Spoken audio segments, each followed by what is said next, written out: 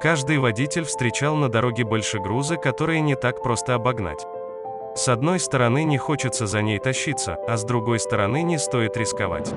Так как из-за больших размеров мы не можем хорошо просмотреть дорогу, водители грузовиков зачастую помогают нам и подсказывают, когда самое подходящее время для обгона. Как это бывает на практике?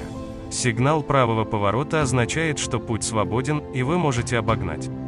Так водитель фуры как бы указывает, что он пододвигается к обочине, пропуская вас. Но если вы намереваетесь обогнать грузовик, но водитель фуры видит, что в данный момент это опасно, он подаст сигнал левого поворота. Это означает, что обгонять нельзя. Водитель фуры заметил, что вы не успеваете его обогнать, и указывает вам на это левым поворотником.